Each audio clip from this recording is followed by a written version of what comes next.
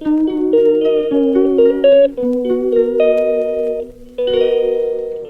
রাজ্যে প্রায় বন্ধ হতে চলেছে সরকারি চাকুরিদের বা সরকারি টিচারদের প্রাইভেট টিউশন।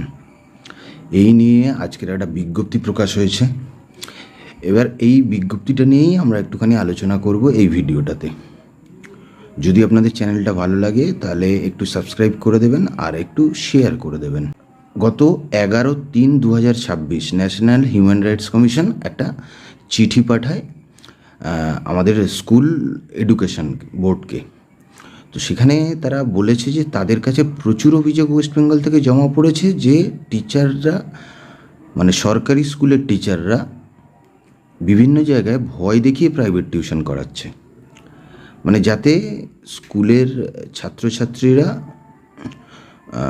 পরীক্ষায় কম নাম্বার না পায় সেই ভয়ে তারা সরকারি স্কুলের টিচারদের কাছে প্রাইভেট টিউশন পড়তে যাচ্ছে। তো সেই মর্মে আজকের স্কুল শিক্ষা দপ্তর একটা নোটিশ জারি করেছে এবং বিভিন্ন ডিস্ট্রিক্টের ডিআইদের কাছে সেটা পাঠিয়ে দেওয়া হয়েছে এবং এই ব্যাপারে কড়াকড়ি পদক্ষেপ নিতে বলেছে। অ্যাকচুয়ালি প্রেজেন্ট টাইমে এটা আমাদের কাছে খুব ইম্পর্টেন্ট জিনিস, বিশেষ করে পশ্চিমবঙ্গের বুকে যে সকল ছাত্রছাত্রীরা বা যে সকল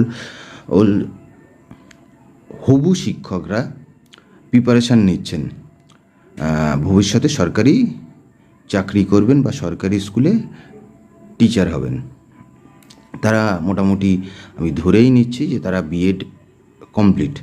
তো একটা বিএড এমএড করা ছেলে নর্মালি সে টিচিং জবেই যেতে চাইবে। তো আর পশ্চিমবঙ্গে প্রায় গত কয়েক বছর ধরে কোনো টিচার রিক্রুটমেন্ট হয়নি, ভালোভাবে কোনো টিচার রিক্রুটমেন্ট হয়নি, যেটা একটা সময় ছিল পশ্চিমবঙ্গে প্রত্যেক বছর টিচার রিক্রুটমেন্ট হতো এবং স্বচ্ছতার সাথে হতো। এবার এর কয়েকটা দিক আছে, এটা কেন এখন খুব ইম্পর্ট্যান্ট। এই জিনিসটা আজকের নয়, এটা 2009 সাল থেকে এই ধরনের স্টেপ নেওয়া হচ্ছে।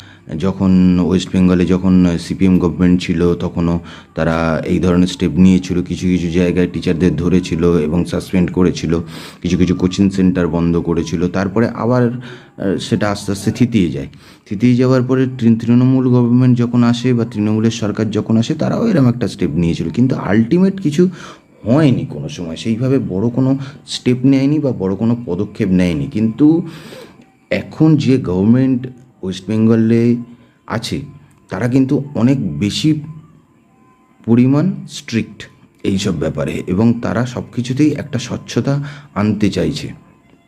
সরকারি স্কুলে সরকারি টিচাররা স্কুলে ভালো করে পড়াবে, তার জন্য তারা একটা ভালো পরিমাণ স্যালারি পায়। সরকারি স্কুলের ডাইরেক্ট যেসব সরকারি স্কুল আছে বা আধা সরকারি যেসব স্কুল আছে, মানে ডাইরেক্ট সরকারি স্কুল মানে যেগুলোতে পিএসসি রিক্রুট করে, আবার আধা সরকারি স্কুল মানে যেগুলোতে এসএসসি রিক্রুটমেন্ট করে। এছাড়াও কর্পোরেশন স্কুল আছে যেখানে কর্পোরেশনের মাধ্যমে টিচার রিক্রুট হয়, আবার কিছু রেলওয়েজের স্কুল আছে যেখানে হয়তো রেলওয়েজ থেকে টিচার রিক্রুট করা হয়।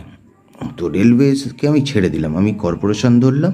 পিএসসির আন্ডারে যেসব সরকারি স্কুলগুলো আছে আর হচ্ছে আধা সরকারি স্কুল যেগুলোতে এসএসসি মারফত টিচার রিক্রুটমেন্ট হয়। তো এরা কী করছে, এরা নিজের চাকরিটা তো বহাল রাখছে, সঙ্গে কী করছে, তারা একটা ভালো পরিমাণ প্রাইভেট টিউশন করছে। এবার ছাত্রছাত্রীরা নর্মালি কখনো ভয়ে কখনো বা সাজেশান, মানে এখনকার দিনে ছাত্রছাত্রীদের একটা টেন্ডেন্সি আছে যে স্কুলের টিচারের কাছে পড়লেই সে পরীক্ষায় পাসটা করে যাবে, এই টেন্ডেন্সির জন্য তারা যাচ্ছে। এবার এতে খারাপটা কী হচ্ছে ভাবুন, একটা বিএড করা ছেলে সে ফিউচারে স্কুলে টিচার হবে, কিন্তু লাস্ট কিছু বছর ধরে রিক্রুটমেন্ট হয়নি, সুতরাং তার হাতে কোনো চাকরি বাকরি নেই। এবার যখন একজন টিচার হবে তার প্র্যাকটিক্যালটা সে কোথায় করবে, সে প্রাইভেট টিউশনের মধ্যেই যুক্ত হয়ে থাকতে চাইবে।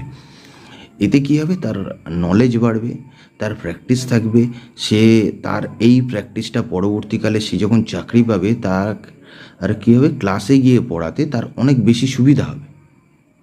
তো সেখানে কী হলো, সে তার সুযোগ থেকে বঞ্চিত হচ্ছে। তার মানে সে তো প্রাইভেট টিউশন করে বেকার ছেলেটা অর্থ পাচ্ছেই না, উল্টে সে যে সুযোগ বা প্র্যাকটিসের সুযোগটা পেত সেই সুযোগটাও নষ্ট হচ্ছে। তো এটা অ্যাকচুয়ালি দু ধরনের ক্রাইম হচ্ছে। এক তো হচ্ছে সরকারি স্কুলের টিচাররা সরকারি স্কুলে না পড়িয়ে বা কম পড়িয়ে তারা প্রাইভেট টিউশনের উপর বেশি ঝুঁকছে, কারণ এক্সট্রা মানির জন্য বা টাকা ইনকামের জন্য। এবার এতে কি হচ্ছে, যে ছেলেটা বেকার, যে ছেলেটা হবু শিক্ষক, তার কি হচ্ছে, তার প্র্যাকটিসটাও বন্ধ হচ্ছে, প্লাস তার হাতে যে অর্থটা আসতো এখন, সে যদি প্রাইভেট টিউশন করতো কিছু অর্থ পেত, সেই অর্থটাও আসা বন্ধ হয়ে গেল। আর এখনের সময় এটা খুব ইম্পর্টেন্ট, আর আমিও আশাবাদী বর্তমান সরকারের কাছে যে এটা খুব সুন্দরভাবে তারা ডিস্ট্রিক্টে ইমপ্লিমেন্ট করবে, এবং এখান থেকে এই প্রাইভেট টিউশনের যে চক্র যেটা চলে, অনেক জায়গায় অনেক কিছু কোচিং সেন্টার চলে, যেখানে হয়তো বহু টিচার মিলে একটা কোচিং সেন্টার চালাচ্ছে, একটা স্কুলের বা দুটো স্কুলের 2-3টে টিচার মিলে, 4-5জন টিচার মিলে একটা কোচিং সেন্টারই চালিয়ে যাচ্ছে। তো সেই 2-3টে স্কুলের প্রচুর স্টুডেন্ট তাদের কাছে যাচ্ছে, কেউ ভয়ে যাচ্ছে, কেউ পাস করার তাগিদে যাচ্ছে। তো এই ধরনের জিনিসগুলো বন্ধ হয়ে একটা পরিষ্কার নিয়ম চালু হবে, যেখানে শুধুমাত্র যারা প্রাইভেট টিচিং করবে তারা কোনো রকমভাবে কোনো সরকারি কাজের সাথে যুক্ত থাকতে পারবে না। এই নিয়মটা আশা করি এবার চালু হবে, এবং কড়াকড়িভাবে সুন্দরভাবে চালু হবে। আর যে সকল বা যারা এই চক্রের মধ্যে আছে, আশা করি কিছুজন অন্তত শাস্তি পাবে, তাতে মানুষের কাছে একটা মেসেজ যাবে যে না, আমি সরকারি চাকরি পেয়েছি, আমি সরকারি স্কুলেই আমাকে পড়াতে হবে, আমার বিদ্যা বা আমার নলেজ যা আছে সেটাকে আমাকে ছাত্রদের মধ্যে দান করতে হবে, স্কুলের মধ্যেই, স্কুলের গণ্ডির বাইরে গিয়ে আমি কিছু করতে পারবো না। এই মেসেজটা যাওয়া খুব দরকার আর এখনের সমাজের জন্য, কারণ বর্তমান অবস্থায় ওয়েস্ট বেঙ্গলের যে অবস্থা, সেখানে দায়িত্বজ্ঞানহীনতাটা অনেক বেশি পরিমাণে বেড়ে গেছে। মানবিকতা তো নেই বললেই চলে, কিন্তু ওয়েস্ট বেঙ্গল বা কলকাতার কালচার এটা ছিল না, শিক্ষা দীক্ষার কালচার এটা ছিল না। আশা করি আস্তে আস্তে পশ্চিমবঙ্গের শিক্ষার হাল আস্তে আস্তে ফিরবে।